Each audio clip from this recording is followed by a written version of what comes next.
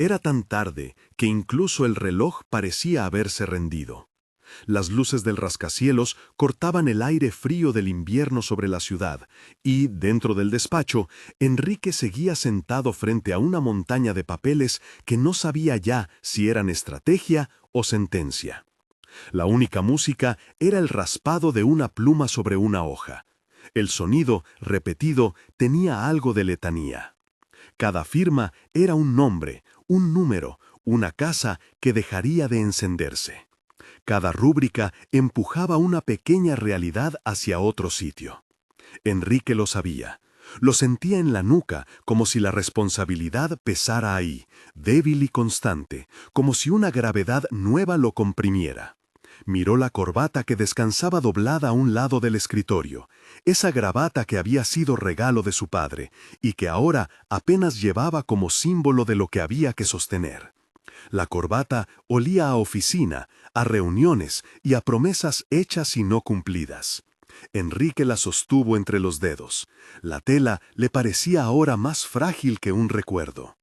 En el cajón, la foto de su padre mostraba una sonrisa amplia y una mano firme sobre su hombro.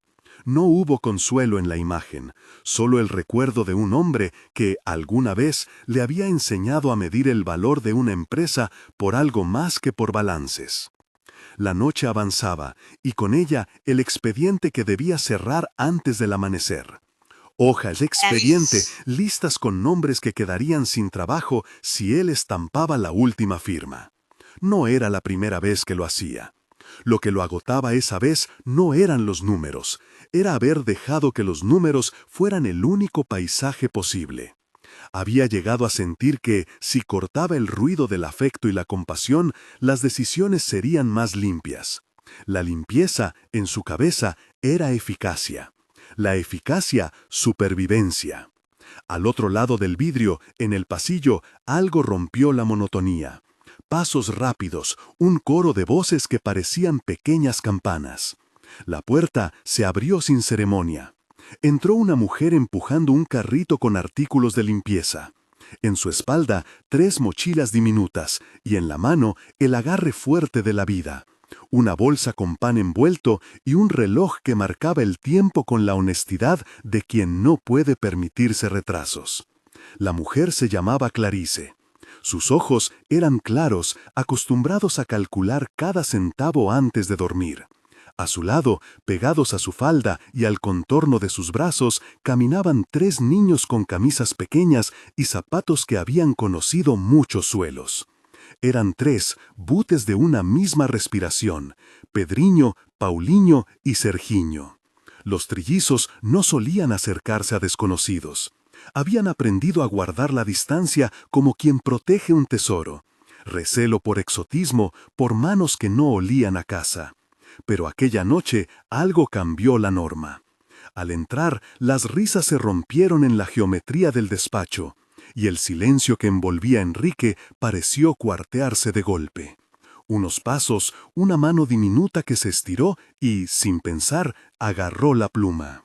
No fue una intención calculada. Fue la curiosidad de un niño ante la promesa de un ruido nuevo. La caneta, que había firmado montones de decisiones ese día, cayó en manos pequeñas. La punta dejó una mancha de tinta sobre la mesa y sobre la camisa de Enrique, pero nadie se inmutó. El contacto fue breve, torpe y absoluto. La mano del niño en la pluma, la otra mano buscando un lazo en la corbata. Pedriño, el de los ojos más oscuros, tiró de ella con la determinación de quien reclama una herencia. La gravata se movió y, con el movimiento, algo en Enrique se desplazó también. No era solo ternura, era un choque físico con la fragilidad humana de su propia historia.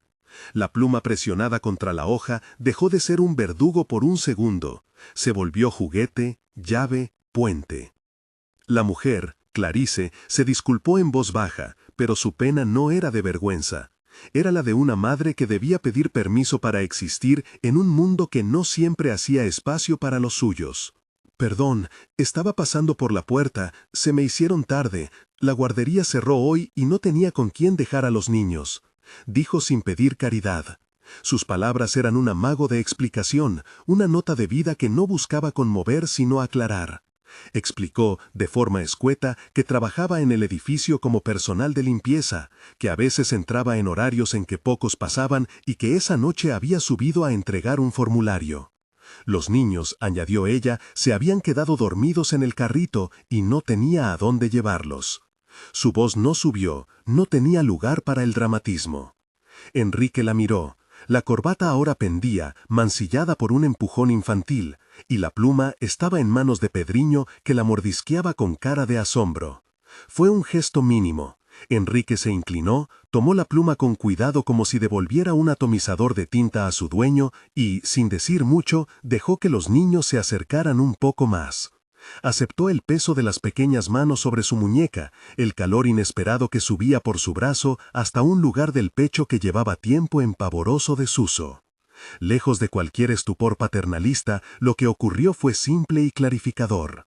Los niños lo tocaron con la naturalidad de quien toca un objeto para saber si es real, y en la confianza replicada en ese contacto, Enrique entendió que las vidas detrás de los papeles no eran números. Entendió también que las decisiones que iba a tomar esa noche no solo desataban cifras en un balance, sino vidas que se abrirían en otras direcciones. Por primera vez, la abstracción le dolió con la textura de la piel ajena. No quería molestar, murmuró Clarice, solo necesitaba un sello para un permiso, y los peques no quisieron quedarse solos.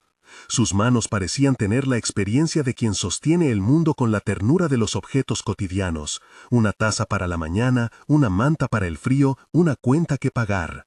No había lástima en su relato, solo la pura enumeración de responsabilidades. Habló de jornadas que llegaban hasta la noche, de un hermano, João, que a veces la ayudaba con los niños cuando podía.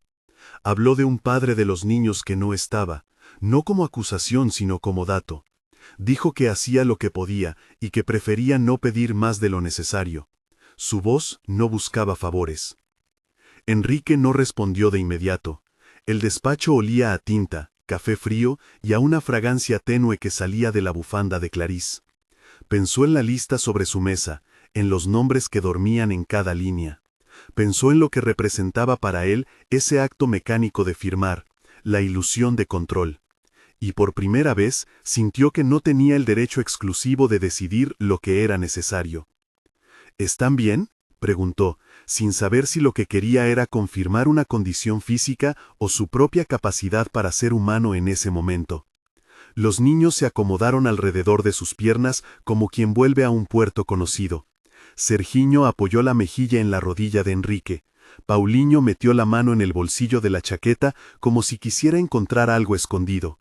Eran pequeños, suaves, sus respiraciones cortas llenaron el espacio con una música nueva. Enrique los miró y algo en él aflojó, no por una epifanía súbita, sino por un reconocimiento lento. Había en la vida de aquellos niños una verdad simple que él había olvidado cuidar.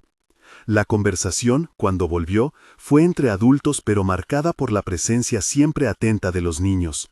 Clarice habló de horarios, explicó que podía trabajar por las mañanas, pero que necesitaba tiempo para llevar a los pequeños a la guardería en las horas en que ésta estuviera abierta, que no tenía quien cuidara de ellos cuando las emergencias le exigían quedarse hasta tarde. No quiso un favor, quiso opciones. Enrique escuchó, y mientras la escuchaba, redactó en su mente un gesto que casi le pareció absurdo, la idea de ofrecer algo que no fuese caridad, sino una alternativa digna. Pensó en el despacho, en la sala de juegos vacía del subsuelo, que hasta hacía meses era solo un espacio sin uso entre reuniones y archivos. Recordó a un auxiliar que había mencionado la posibilidad de abrir un pequeño espacio de atención para los hijos de empleados en casos puntuales. No era común en su empresa, no era barato, pero en ese instante la idea se presentó como si alguien le mostrara una vía que había estado oculta detrás de sus propios prejuicios. Mañana, dijo de pronto, con una voz que tembló porque no estaba acostumbrado a tomar decisiones por impulso. Ven mañana a las 9, quiero conversar tranquilos. Clarice lo miró con la mezcla de incredulidad y esperanza que suelen mostrar los que han oído promesas tantas veces que aprendieron a medir la distancia entre palabra y hecho. Sus ojos se humedecieron un segundo y negó con la cabeza como quien quiere deshacer un sueño. No quiero ventajas, señor, dijo. Si puedo hacer algo, lo hago, pero si es demasiado, no voy a aceptar. Enrique escuchó, y mientras la escuchaba, redactó en su mente un gesto que casi le pareció absurdo. La idea de ofrecer algo que no fuese caridad, sino una alternativa digna. Pensó en el despacho, en la sala de juegos vacía del subsuelo, que hasta hacía meses era solo un espacio sin uso entre reuniones y archivos. Recordó a un auxiliar que había mencionado la posibilidad de abrir un pequeño espacio de atención para los hijos de empleados en casos puntuales. No era común en su empresa, no era barato, pero en ese instante la idea se presentó como si alguien le mostrara una vía que había estado oculta detrás de sus propios prejuicios. Mañana, dijo de pronto, con una voz que tembló porque no estaba acostumbrado a tomar decisiones por impulso. Ven mañana a las 9, quiero conversar tranquilos. Clarisse lo miró con la mezcla de incredulidad y esperanza que suelen mostrar los que han oído promesas tantas veces que aprendieron a medir la distancia entre palabra y hecho. Sus ojos se humedecieron un segundo, y negó con la cabeza como quien quiere deshacer un sueño. No quiero ventajas, señor, dijo. Si puedo hacer algo, lo hago, pero si es demasiado, no voy a aceptar. No es un favor, respondió Enrique con más firmeza que seguridad. Es trabajo, formal, salario, horario y un lugar para ellos durante la jornada. Trae tus papeles y hablamos. Mañana, 9. Te doy la pluma de nuevo si quieres. La pluma fue devuelta ceremoniosamente. Pedrino la sostuvo un instante, rendido, como quien devuelve un amuleto. El gesto fue más simbólico que la tinta misma. Para Enrique, esa devolución fue un juramento de que intentaría que las cosas fueran diferentes. No sabía aún cómo, ni hasta dónde estaba dispuesto a llegar, pero ya no podía ignorar la pertenencia que los niños habían reclamado. Antes de que Clarisse se retirara, Regina apareció al final del pasillo. Regina llevaba en su rostro la gentileza de quien conoce el edificio desde hace años, y la mirada que neutraliza el murmullo con una sonrisa. Vio a Clarisse, miró a los niños y al empresario y comprendió sin palabras. Se acercó lo suficiente para susurrar, cómplice. Manténlo cerca, Enrique, no dejes que la noche te vuelva duro otra vez. Lo intentaré, contestó él, y sintió que no era una promesa vana. El peso de la pluma le obligaba a sostener algo más que papel. La primera escena se cerró con Clarisse y los niños descendiendo las escaleras, un haz de risas atrás suyo que se apagó con la puerta.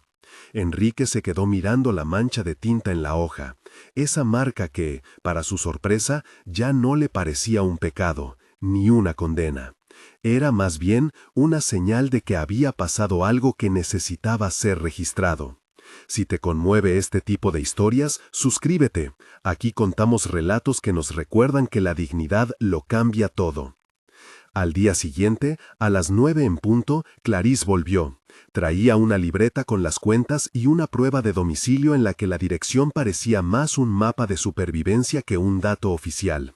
Vino acompañada por Joao, su hermano, que se quedó afuera del despacho con los niños en la sala de espera.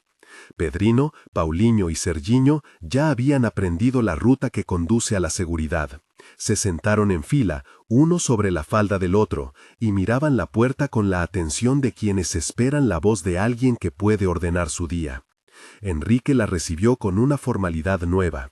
Una silla, una hoja con un título que decía «Propuesta de empleo» y una taza de café que había olvidado beber la noche anterior. En la mesa, la corbata y la pluma aparecían como heraldos de una decisión que iba más allá del impulso. El ofrecimiento que Enrique redactó en voz baja y con cuidado pretendía ser concreto y práctico. Un puesto como auxiliar administrativa y responsable de la sala infantil del edificio, con contrato temporal renovable a 6 meses si las cosas funcionaban. Horario, lunes a viernes de 8 a 17, con una hora de almuerzo. Salario propuesto, Rs. 2.500 al mes, más viáticos para el transporte y cobertura de los juguetes y materiales para los niños durante las horas laborales. La empresa destinaría un espacio en el subsuelo como sala infantil. Patricia, una empleada con experiencia en cuidado, sería contratada para turnos de acompañamiento, al menos 20 horas semanales. Y habría un fondo de emergencia para imprevistos que Enrique se comprometió a abonar con parte de sus propios honorarios durante los primeros meses. Al oír las cifras, Clarice hizo un gesto de contabilidad rápida con los dedos.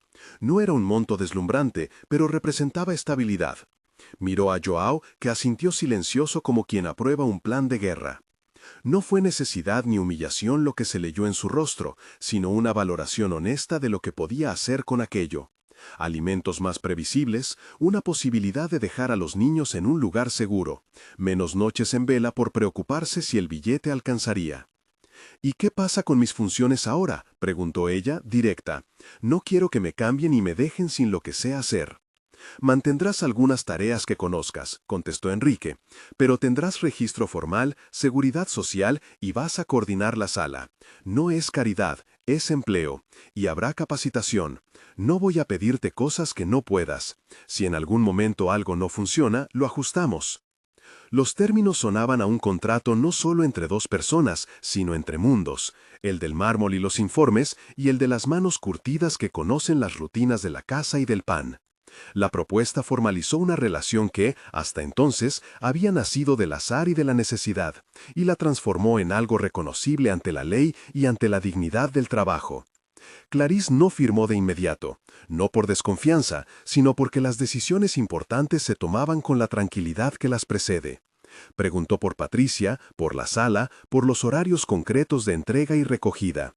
Enrique respondió con la precisión de quien había pensado en los detalles. La sala estaría en el subsuelo, con ventanas a un patio interno, aire y calefacción. Tendría un colchón para siestas, espacio para cambiar pañales, una pequeña cocina para calentar comida y un estante con juguetes y libros. Patricia comenzaría a trabajar una semana después para recibir formación y organizar turnos. Los niños comerían en un espacio asignado. Si Clarice necesitaba ajustar horarios por emergencias, habría una línea directa con recursos humanos para coordinarlo. El contrato sería de inicio inmediato, con derechos laborales garantizados desde el primer día. ¿Y los demás empleados?, preguntó Clarice con la cautela de quien sabe que el éxito de una decisión tampoco depende solo de su voluntad. No todos, admitió Enrique. Habrá resistencia, y estoy preparado para eso. No te prometo que será fácil, solo que lo haremos de forma digna y transparente. Ella miró la hoja, luego lo miró a él. Sus manos tenían la marca del trabajo, uñas cortas, dedos con pequeñas manchas de quemaduras de cocina. La pluma le pareció otra vez demasiado formal para su mundo, pero la aceptó con una mezcla de respeto y pragmatismo. Firmó la hoja que fijaba el compromiso. No fue una firma festiva, fue una decisión. A su alrededor, los niños aplaudieron con la emoción simple y verdadera de quienes ven abrirse una puerta. Los primeros días fueron torpes y luminosos a la vez. Clarice aprendió a enchufar la máquina de café sin quemarse, a leer calendarios de reuniones, a teclear lo suficiente para dejar un mensaje coherente en la bandeja de entrada. Patricia llegó puntual, con una mochila que olía a jabón y a paciencia, y enseñó a Clarice a organizar los juguetes por tamaño y por tipo de juego. Regina trajo una manta que había pertenecido a su hijo y que ahora sería la primera frazada de la sala. La colocaron con mimo sobre los colchones. Los niños exploraron cada rincón como si fueran cartógrafos de lo nuevo.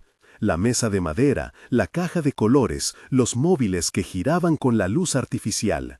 Las risas llenaban el subsuelo con una claridad que no existía en los despachos. No todo fue carnaval. Hubo errores de logística, un turno que no se cubrió, una factura que llegó tarde. Hubo el malestar de algunos trabajadores que no entendían por qué una persona de la limpieza ahora tenía contrato de auxiliar y responsabilidad de la sala. Vanessa, la supervisora que veía el mundo con la lupa de la regla y la sospecha, fue la primera en manifestar su desconfianza. Sus comentarios eran precisos y afilados. ¿Qué mensaje mandamos si contratamos así?, preguntó en voz baja a una compañera en la cocina. ¿Y si se pierde la productividad? En su tono había, más que misoginia, una defensa del orden establecido. No se trataba de la persona, se trataba de la lógica que ordena los roles y que no tolera excepciones sin explicación. Regina, en cambio, defendió el gesto con la ternura de quien conoce la precariedad.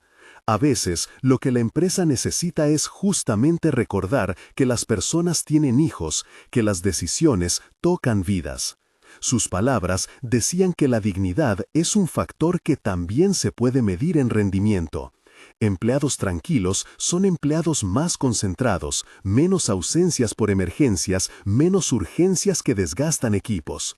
Enrique tomó nota de ambas posturas y entendió que su decisión no sería solo un acto personal, desencadenaría preguntas sobre liderazgo y prioridades. En su escritorio, los símbolos seguían su curso. La pluma que ahora había tenido un destino distinto descansaba en su portaplumas con una mancha de tinta en el cuerpo. La corbata, que había sido arañada por manos infantiles, estaba ahora en el perchero. Enrique empezó a tomar decisiones pequeñas y visibles. Redujo su propio salario en un porcentaje modesto para crear un fondo de contingencia. Ordenó la compra de una estantería para libros infantiles y asignó una partida del presupuesto para insumos de la sala. No fueron sacrificios grandiosos, eran medidas que dolían en lo cotidiano. A algunos directivos no les gustó la iniciativa. Hubo reuniones en las que varias voces dijeron que la cultura organizacional debía ser preservada, que medidas así podían abrir la puerta a demandas y a expectativas mal calibradas.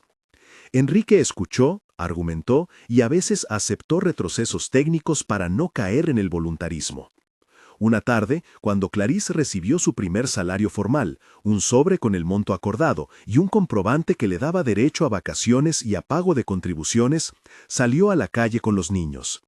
No fue una celebración ostensible, sino un triunfo silencioso. Compró un paquete de galletas, uno solo, para repartir entre los tres.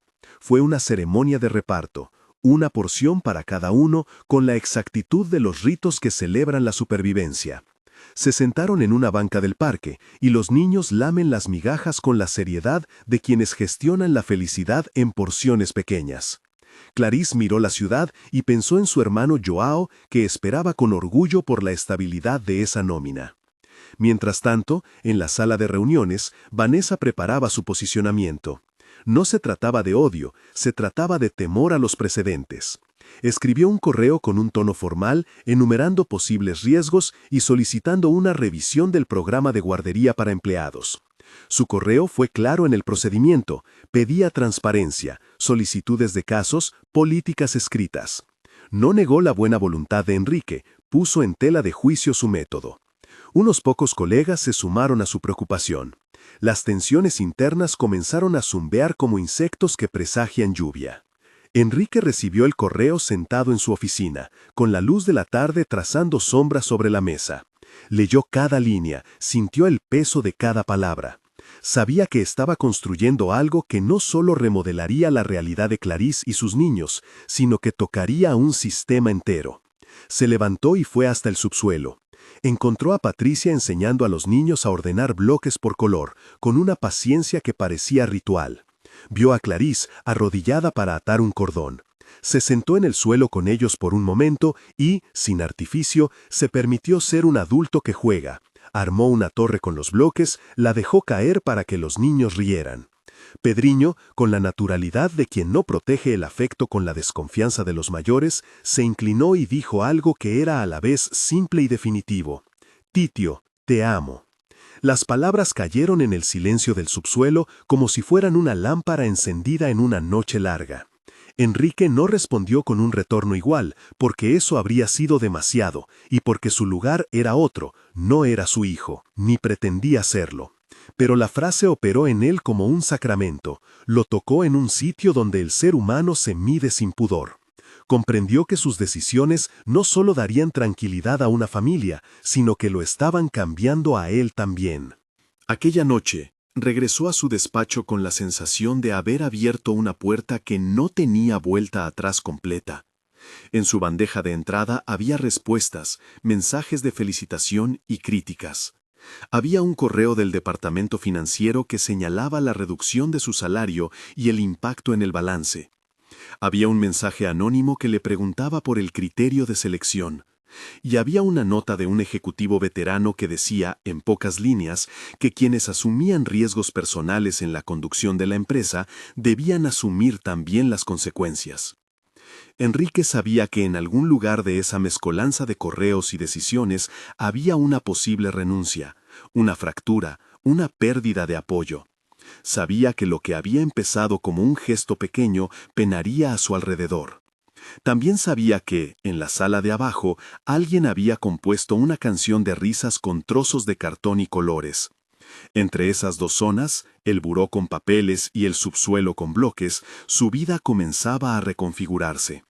Afuera, la ciudad seguía indiferente, iluminada por la prisa de siempre.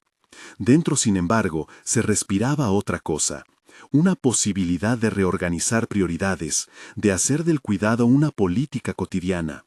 No era una salvación milagrosa, era trabajo lento, negociado y con resistencia. Era, sobre todo, decisión humana. La noche cayó con el rumor de papeles que todavía esperaban la firma final. Enrique dejó la pluma en su lugar con la intención de volver a escribir al día siguiente. Caminó hasta la ventana y vio, por un instante, a Clarice y los niños atravesando la plaza, iluminados por una farola. Se preguntó qué tipo de mandatario quería ser, si aquel que protege su nombre o aquel que protege vidas. La respuesta, por ahora, quedaba en el filo de lo que vendría.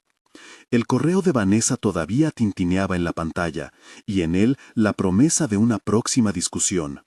Las cajas de bloques esperaban la mañana, y con ellas la pregunta: ¿cuánto estarían dispuestos a ceder quienes mandan cuando los que cuidan ya no son invisibles?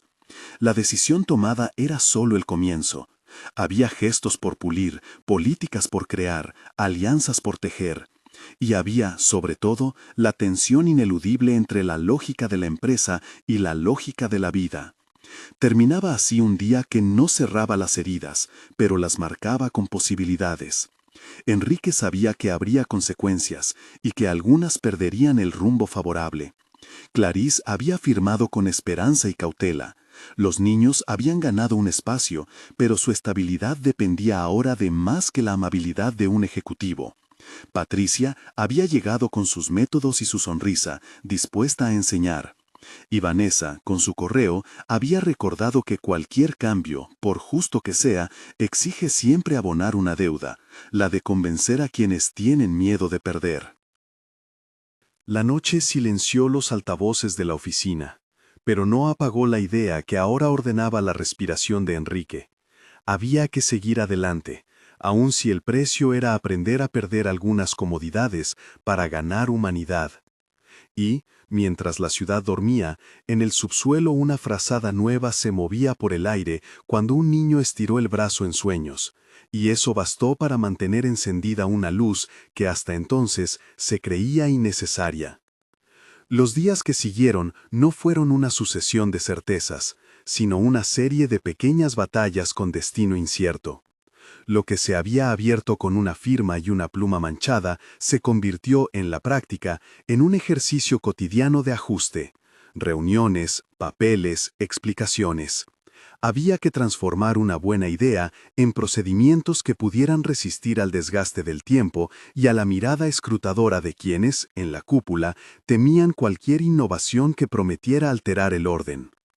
Enrique aprendió pronto que las buenas intenciones no llegan a ningún puerto si no existe un amarre técnico. Convocó a recursos humanos, al departamento financiero y a una abogada interna para redactar contratos claros.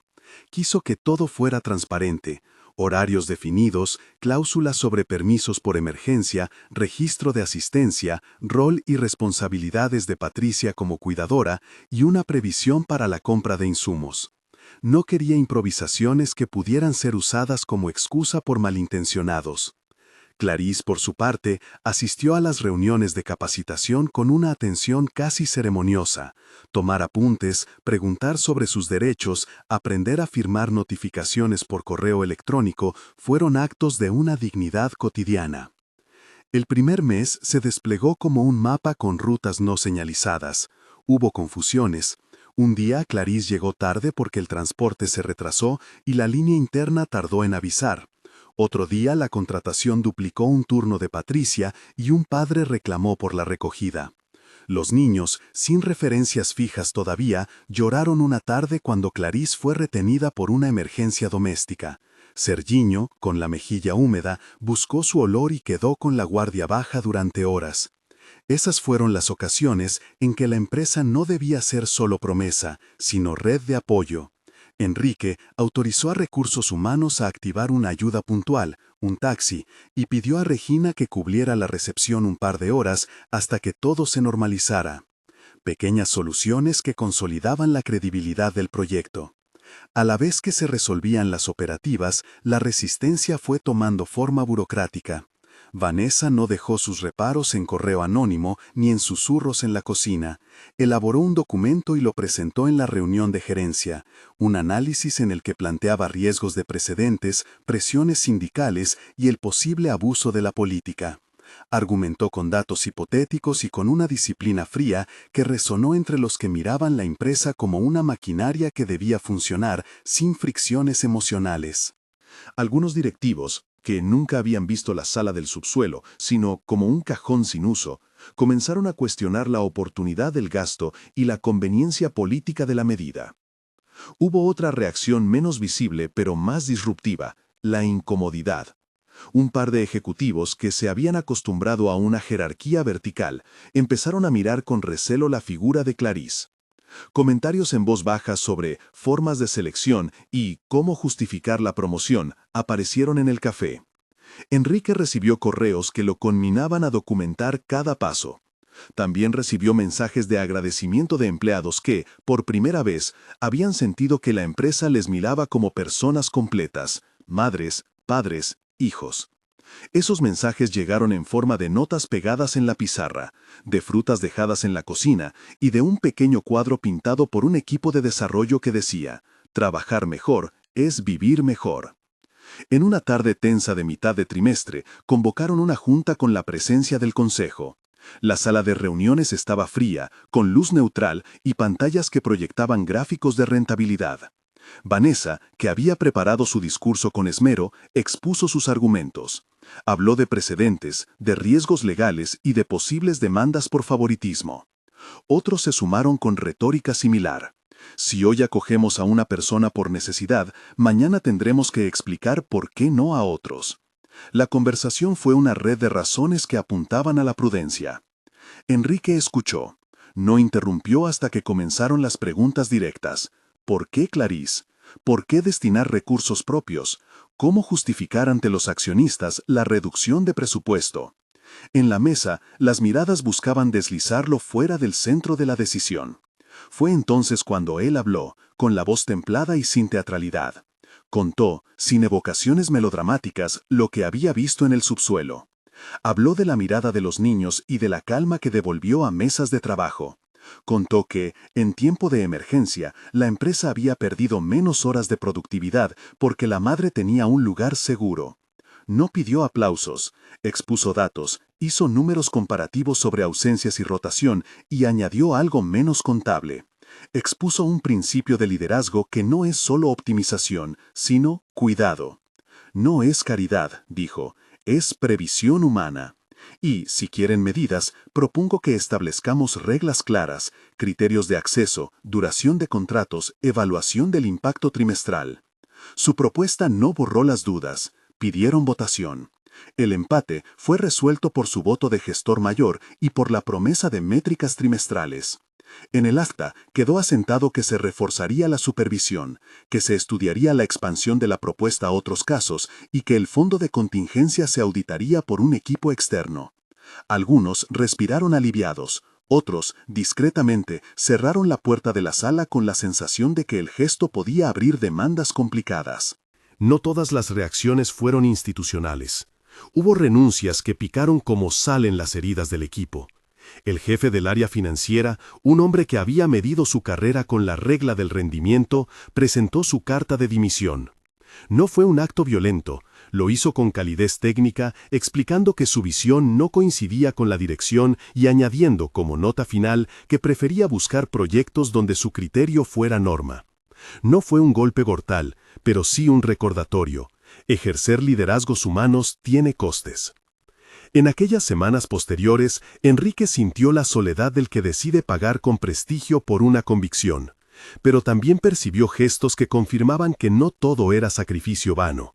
Los informes de clima mejoraron, las licencias por motivos familiares se redujeron. Empleados que antes llegaban con el ceño tensado comenzaron a sonreír más al cruzarse en los pasillos.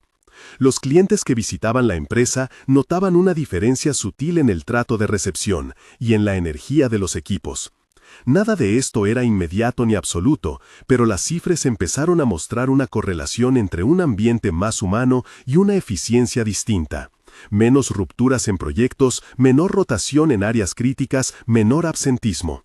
Los números no eran milagrosos, eran la suma de horas salvadas por una madre que no tenía que salir corriendo a resolver emergencias sin aviso. Al mismo tiempo, la sala infantil se convirtió en un lugar de pequeñas pedagogías. Patricia enseñó rutinas, horarios de sueño y la importancia de la comunicación directa si algo cambiaba. Clarice aprendió a planificar menús nutritivos y a registrar incidentes. Comenzó a anotar en una libreta observaciones sobre el desarrollo de cada niño. No se trataba solo de vigilar, era para ella la posibilidad de construir un relato distinto para sus hijos. La idea de que podían tener raíces estables y rutinas que los sostuvieran. Joao, su hermano, comenzó a ayudar con pequeños recados y a participar en las celebraciones de cumpleaños. Hubo un momento temprano que marcó el pulso de ese aprendizaje, la primera junta de padres en la sala.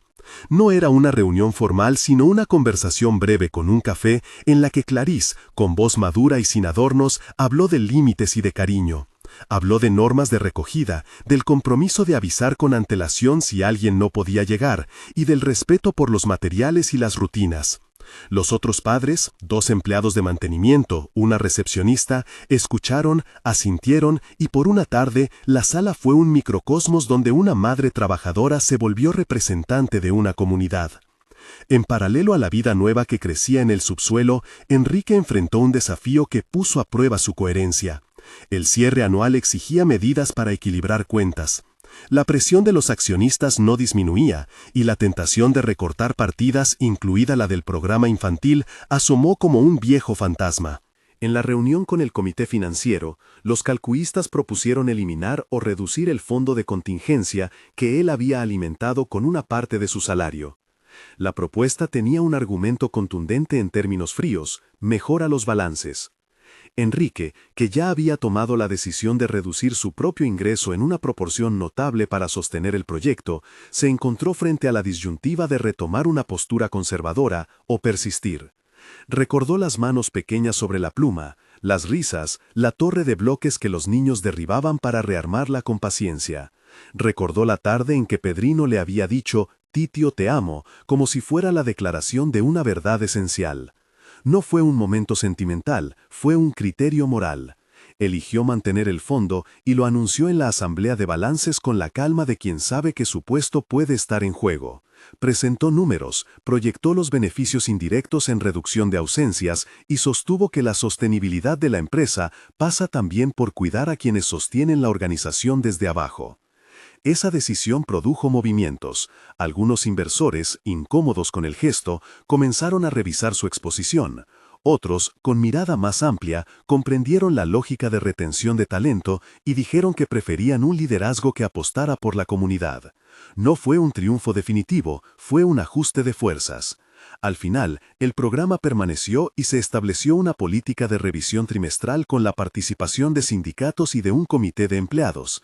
Desde entonces, cada vez que alguien del consejo preguntaba con cautela «¿Y si esto escala?», ya había una red de normas capaces de responder. Los meses pasaron, y con ellos, los pequeños logros de una vida que se reorganizaba.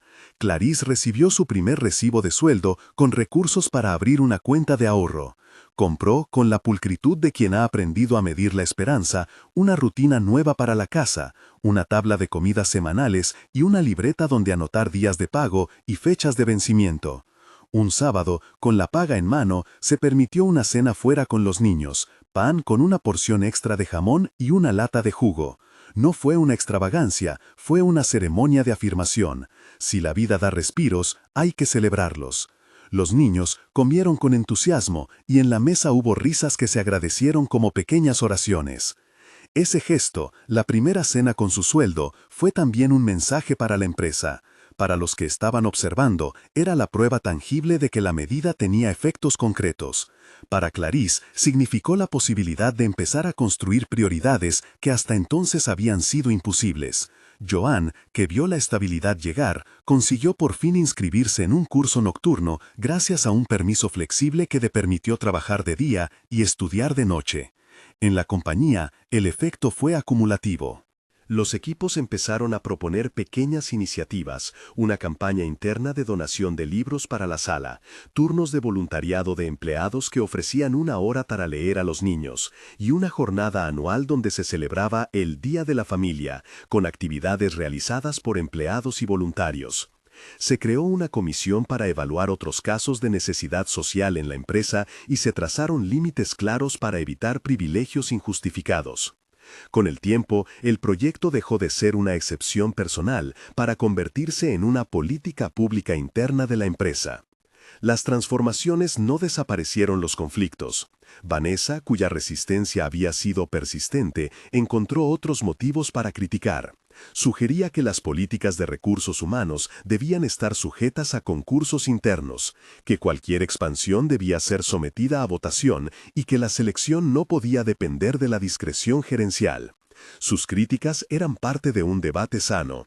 Exigían que la idea no fuera solo una obra de piedad personal, sino una plataforma con reglas. En un gesto que sorprendió a algunos, Regina se ofreció para mediar entre las posiciones y propuso la creación de un protocolo de selección y evaluación. Esa intervención suavizó tensiones porque trasladó la iniciativa a manos colectivas.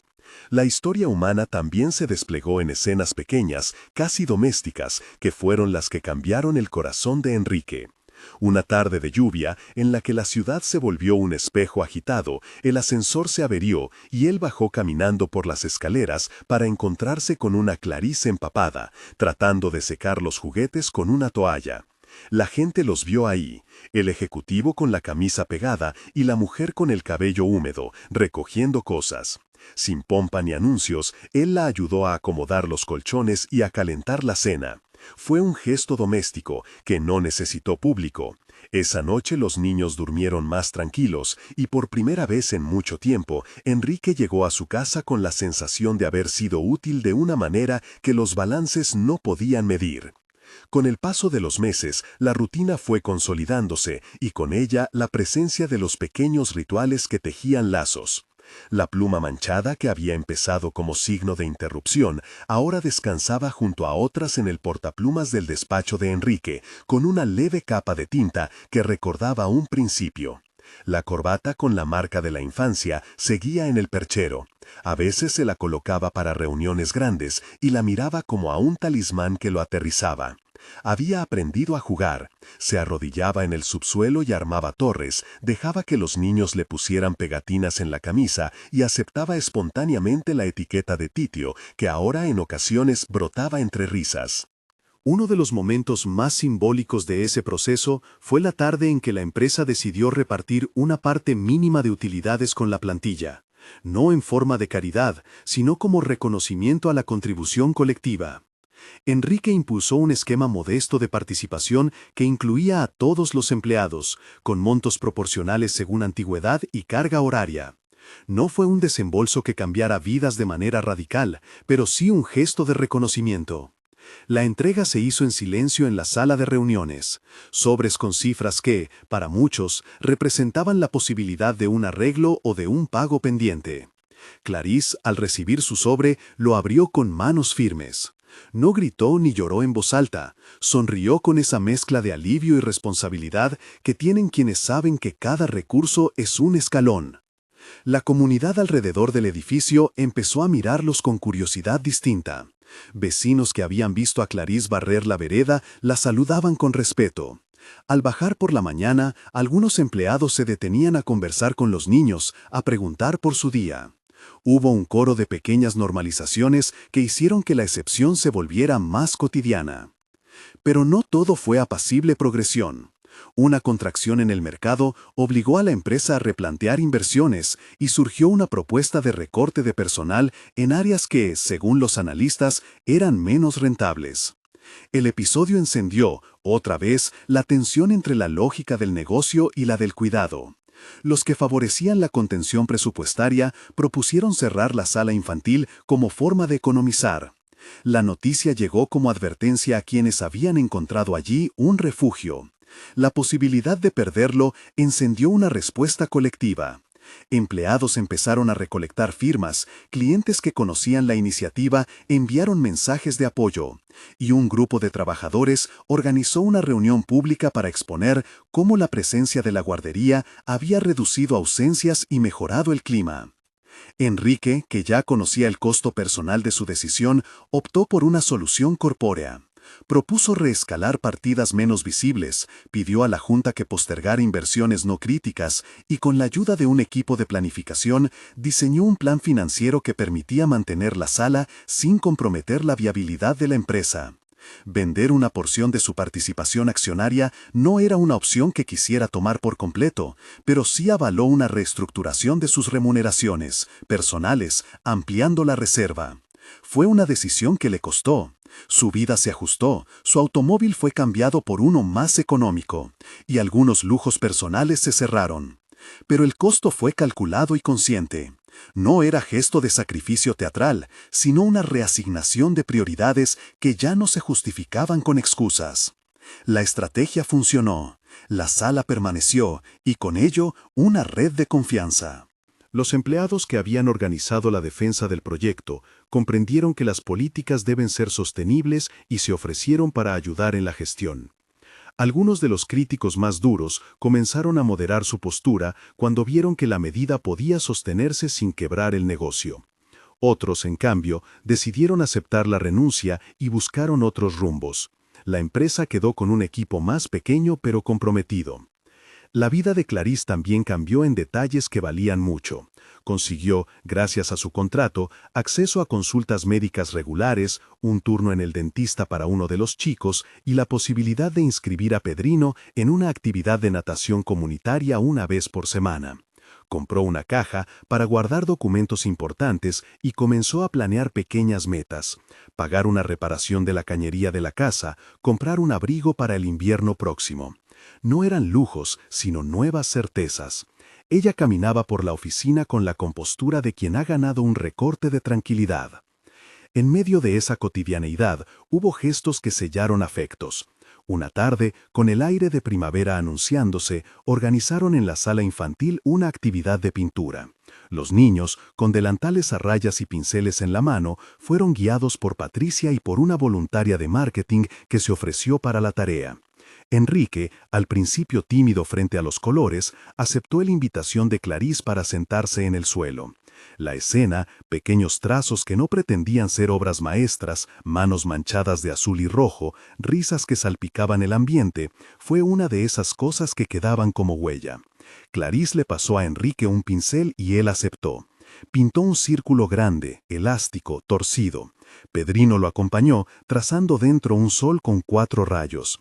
La pintura se secó y fue colgada en la pared del subsuelo, entre otras, formando una galería de pequeñas victorias. En esa tarde, el narrador podría detenerse y decir que nada había cambiado, o bien podría señalar el desplazamiento silencioso del corazón de Enrique. Mientras pintaba, pensó en su padre y en aquello que aquel hombre le había enseñado, la necesidad de medir no solo con la regla de la eficiencia, sino con la brújula del cuidado. Entendió que su herencia real no era la empresa en sí, sino la posibilidad de convertirla en un espacio que sostuviera vidas. No fue un pensamiento solemne, fue un aprendizaje aplicado que se tradujo en actos. Las estaciones pasaron, y con cada una llegó un acontecimiento que consolidó el nuevo cuadro: la entrega del primer informe anual, donde se evaluaban los efectos del programa social. Los indicadores mostraban que las ausencias por emergencias familiares habían caído, que el índice de satisfacción interna subía un punto porcentual sólido y que la reputación de la empresa ante ciertos clientes mejoraba. No fue la panacea que algunos soñaban, pero sí el resultado de meses de trabajo paciente. En la presentación, Enrique no buscó aplausos. Agradeció el esfuerzo colectivo y nombró a Clarice y a Patricia públicamente, reconociendo que su trabajo cotidiano era la médula del proyecto.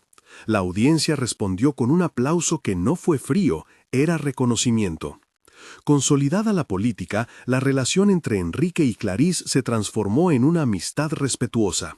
Charlaron de cosas comunes, del clima, de la escuela de los niños, de pequeños fragmentos de la vida que antes se ignoraban. Él la llamaba por su nombre, sin formalidades. Ella lo trataba con la naturalidad de quien reconoce una uniformidad compleja. Era su empleador, era su aliado, no su familia ni su salvador. Había límites claros. No hubo nunca ocurrencias amorosas explícitas ni cambios en la intimidad que pudieran poner en riesgo la dignidad de ninguno. Lo que sí surgió fue una cercanía de afecto. Café compartido en la sala de descanso, intercambios sobre recetas de cocina y conversaciones sobre el futuro de los niños. Joao, por su parte, comenzó a ofrecerse como apoyo logístico, asistiendo en pequeños arreglos de la sala y organizando actividades comunitarias los fines de semana. Entonces llegó un día luminoso que podría describirse como un acto de cierre simbólico: la inauguración oficial de la sala infantil. No fue una ceremonia pomposa, fue una tarde de vecinos y empleados que, con carteles hechos a mano y un pastel pequeño, celebraron lo que había empezado como una necesidad urgente. Los niños corrieron entre mesas con banderines y, en una esquina, Enrique, sin traje, con la corbata en la mano, observó la escena con calma. Se acercó a Clarice y le dejó en el bolsillo un sobre con un reconocimiento. No regalo de caridad, sino una nota de agradecimiento y un reconocimiento por su compromiso. Ella, sorprendiéndose por una vez, dejó escapar una sonrisa que le iluminó la cara. En ese acto también hubo reconciliaciones sutiles. Algunos colegas que habían estado a la intemperie de la decisión habían ido aceptando la idea.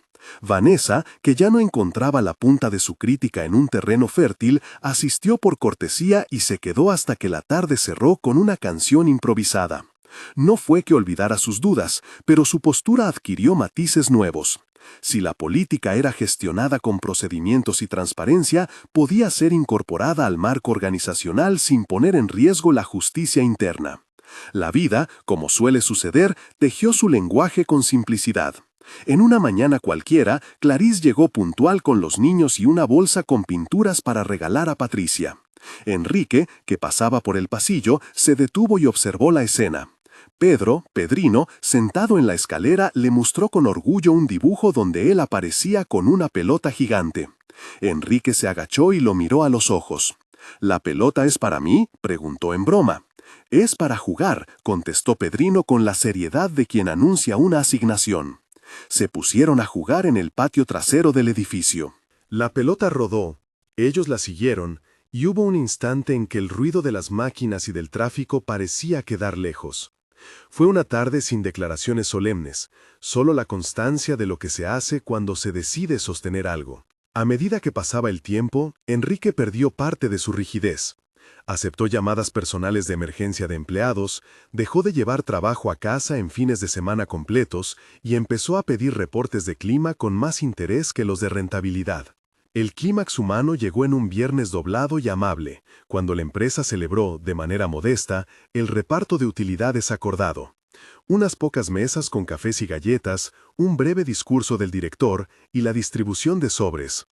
En uno de los momentos menos pomposos, Pedrino fue a la tarima y, sin que nadie lo esperara, se subió con el micrófono en la mano. Sus palabras no eran grandes, pero sí precisas. «Titio», dijo, «gracias por la sala». La sala estalló en una risa y en una mano que se humedeció. Enrique permaneció en silencio, porque, en su lugar, no encajaba decir mucho. Pero al bajar del estrado, los niños lo rodearon como quien vuelve a su propio anclaje. Fue un clímax que no transformó la historia en fábula, no solucionó todas las tensiones, ni borró el esfuerzo burocrático, pero sí dejó claro que las pequeñas decisiones humanas pueden modelar destinos. El cierre de la historia encontró a los protagonistas repartiendo responsabilidades y compartiendo futuros. Clarice había firmado un contrato indefinido tras 6 meses de evaluación positiva. Patricia había recibido un reconocimiento por su desempeño y un pequeño bono. Joan había conseguido una plaza temporal en el mantenimiento del edificio, con horarios que le permitían alternar sus estudios nocturnos. Regina, que había sido puente entre tantas posiciones, coordinó sesiones de escucha para empleados. Vanessa continuó siendo crítica cuando lo juzgó necesario, pero también se volvió eficaz a la hora de exigir procedimientos claros. Una tarde en que la primavera se volvió verano, nadie planificado salió por la puerta principal como una familia oficial, pero sí como una extraña partitura del quehacer cotidiano. Clarís tomando la mano de Pedrino, Enrique cerrando la puerta detrás de ellos y Regina saludando desde la recepción. Caminaban juntos por la vereda rumbo al parque cercano. Las risas de los niños compusieron una melodía que no demandaba anuncios. Un fotógrafo anónimo captó la escena, una foto que no pretendía ser noticia, sino testimonio. En la imagen se veía unos cuantos que habían aprendido a cuidarse y a sostenerse. El narrador, al cerrar este relato, no propone soluciones perfectas ni recetas absolutas. Lo que queda es la evidencia de que la empatía aplicada con responsabilidad cambia cosas, transforma la distribución de los días, reordena prioridades y obliga a quienes mandan a asumir el costo de sus decisiones. Enrique pagó con comodidad personal y con su reputación el precio de una coherencia que decidió sostener. Clarís ganó seguridad, voz y un lugar que, hasta entonces, le había sido negado. Los trillizos crecieron con una estabilidad nueva. Ahora sabían que la guardería no era una excepción ocasional, sino un recurso permanente al que podían volver, con la certeza de que había adultos que vigilaban sus rutinas y cuidaban sus pequeños proyectos de infancia. Al final, la escena no fue de épica, sino de cotidianeidad restaurada. En una mañana cualquiera, Pedrino se echó de frente sobre el alfombra azul del subsuelo y dijo, sin levantar la vista: «Titio, ¿vamos a jugar?». Enrique dejó el café, sonrió y respondió con un gesto que había aprendido a hacer con naturalidad. Se quitó la corbata y la puso de lado, se arrodilló, tomó los bloques y empezó a construir una torre con ellos. Las manos de los niños y las suyas se entrelazaron en la tarea simple de derribar y volver a armar.